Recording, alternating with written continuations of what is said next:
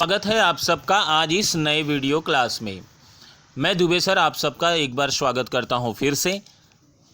आज हम लोग 2019 के पार्ट बी में जो 30 मार्क्स के क्वेश्चन आंसर आते हैं उनको हम लोग देखेंगे और जानेंगे कि क्या कुछ 2019 में आया था। इसके पहले भी मैं आपको कई वर्षों के पेपर को वीडियो बनाकर पेश कर चुका हूं, तो आप सबको ये बहुत लाभ देगा।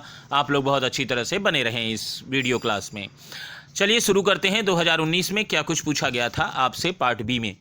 पहला प्रश्न है, खंड क है ये, और आपको कई बार मैं बता चुका हूं कि खंड क गद्य से रिलेटेड है। यहाँ निबंध और कहानी से संबंधित आपसे प्रश्न पूछे जाएंगे। तुम बड़े शैतान हो यार, मेरी मिट्टी क्यों पलीद कर रहे हो, किस गद्य का अंश है?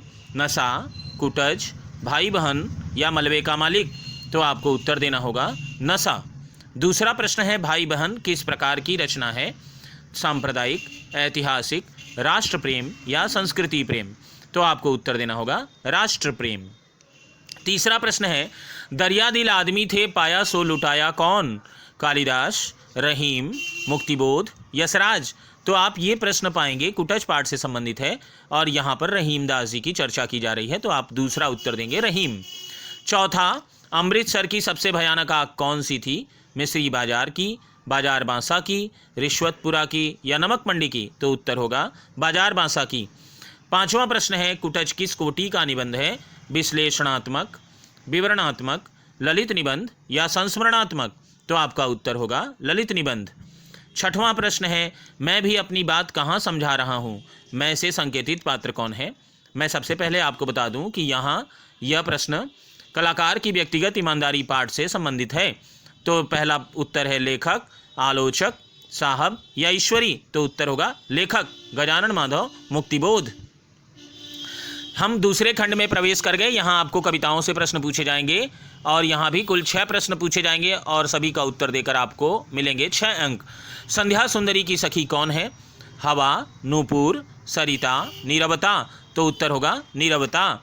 दूसरा प्रश्न है, फुटा कुंभ जल जल ही समाना, कुंभ किसका प्रतीक है? तो उत्तर होगा संसार, शरीर, परमात्मा या घड़ा? तो कुंभ शरीर का प्रतीक है। तीसरा प्रश्न, और यह देह सिर्फ आधी सांस लेती है, किस कविता का अंश है? समय के ढेर पर, हो गई है पीर परवसी, संध्या सुंदरी या अवकाश वाली सभ्यता? तो आप उत्तर देंगे समय के ढेर पर। चौथा, जाका गुरु भी अंधला चेला खरा निरंध, अंधा ही अंधा ठेलिया दोनों कूप पड़ंत? यह जो लाइन है यह किसकी रचना है? तुलसीदास, कबीरदास, मीरा या सूरदास? तो उत्तर होगा कबीरदास। पांचवा प्रश्न है, सौंदर्य गर्विता कवि ने किसे कहा है? पृथ्वी, रात्रि, चांद या सरिता?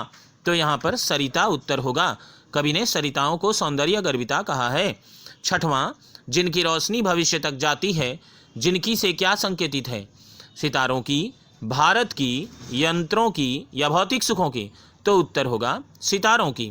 हम लोग तीसरे खंड में प्रवेश कर गए और यहाँ आपको हिंदी साहित्य के इतिहास से कुल 5 प्रश्न पूछे जाएंगे, जिनका उत्तर देकर आप प्राप्त कर सकते हैं कुल 5 नंबर।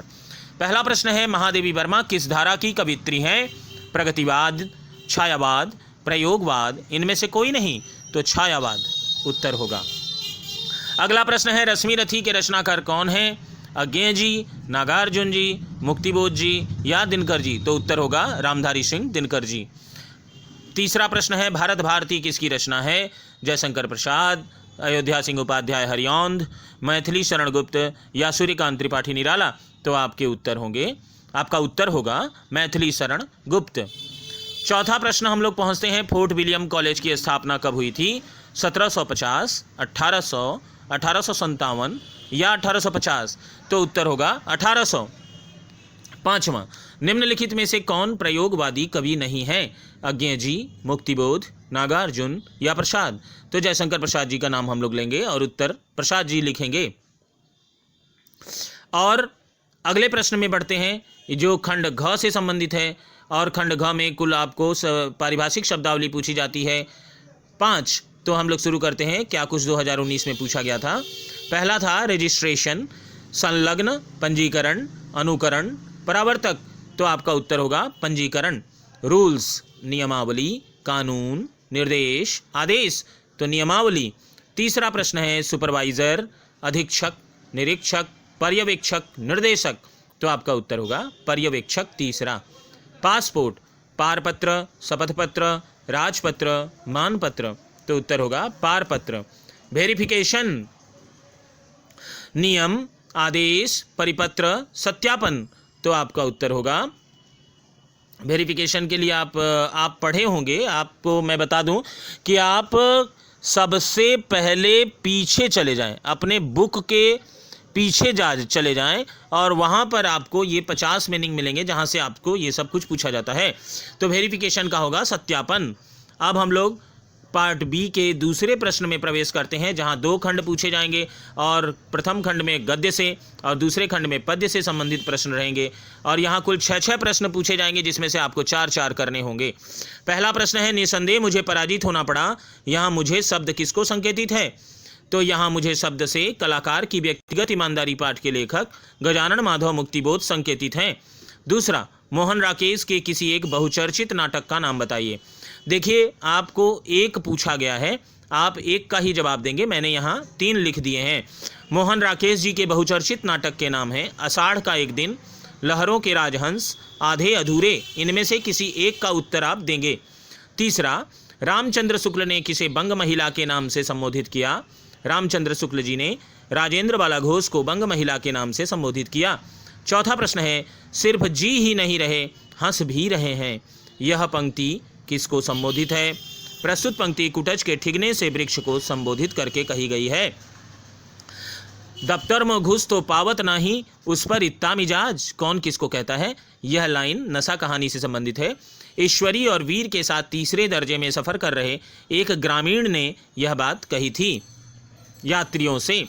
सब कुछ बदल गया मगर बोलियां नहीं बदली, वक्ता का नाम बताइए। प्रस्तुत कथन के वक्ता मलबे का मालिक पाठ के नायक अब्दुल गनी मियाँ का है, अब्दुल गनी का है। खंड ख में प्रवेश किए, जहां पर पद्य से प्रश्न पूछे जाएंगे और आपको 4 प्रश्नों के उत्तर देने हैं। कुल 6 प्रश्न रहेंगे। पहला है, संध्या सुंदरी कविता कवि के किस संग्रह से ली गई है? तो संध्या सुंदरी कविता निराला जी के काव्य संग्रह परिमल से ली गई है। दूसरा, व्यर्थ गया है जीवन, कवि ऐसा क्यों कहता है? उत्तर, क्योंकि अपने अब तक के जीवन में कवि को कुछ भी हासिल नहीं हो पाया है, इसलिए वह ऐसा कहते हैं। तीसरा, दुन्यो बूढ़े धार में चढ़ी पाथर की नाव में दोनों शब्द किसके लिए संकेतित किया गया है? तो उत्तर होगा गुरु और शिष्य के लिए। चौथा, सारा भार विज्ञान पर डालना बुरा है, अर्थ स्पष्ट कीजिए। अवकाश और बेरोजगारी के लिए स्वयं मनुष्य जिम्मेदार है, इसलिए विज्ञान पर सारा भार डालना बेकार है या उचित नहीं है।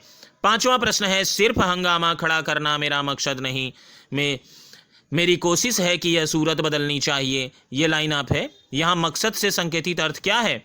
तो कवि वस्तु स्थिति को बदलकर आम जनता की सूरत को बदलना चाहते हैं, अर्थात उनकी सामाजिक दशा को ठीक करना चाहते हैं, और इसी शब्द से यहाँ मकसद संकेतित है। अंतहितों ही तजेंगे पामर, पामर का अर्थ क्या है? पामर का अर्थ पापी होता है। यहाँ मनुष्य के मन को पामर कहा गया है क्योंकि वह मोह माया के बंधनों में जकड़ा रहता है। और इस प्रकार मेरे प्यारे छात्रों, आपने कंप्लीट किया 2019 के पार्ट बी के सभी प्रश्नों के उत्तरों को। अगर आप इन वीडियोस को अच्छी तरह से देखेंगे तो आपको बहुत कुछ लाभ होने वाला है और इस लाभ से आप बिल्कुल विमुख नहीं होंगे, ऐसा मेरा विश्वास है। तो चलिए मिलते हैं अगले वीडियो में कुछ नए कंटेंट के साथ, पर आप बने रहें हमारे साथ, हमेशा देखते रहें दुबे सर के कंटेंट को, क्योंकि मैं हमेशा आपके लिए कुछ उपयोगी ही लेकर हाजिर होता हूं। और एक बात आप कमेंट करके मुझे ज़रूर बताते रहें कि आपको वीडियो कैसा लगा, तो मुझे अच्छा लगता है और मैं आपके लिए और भी कुछ अच्छा करने का प्रयास करता रहता हूं। चलिए, धन्यवाद। कमेंट ज़रूर करें और स्वस्थ रहें, खुश रहें, प्रसन्न रहें और बने रहें दुबे सर के साथ। धन्यवाद।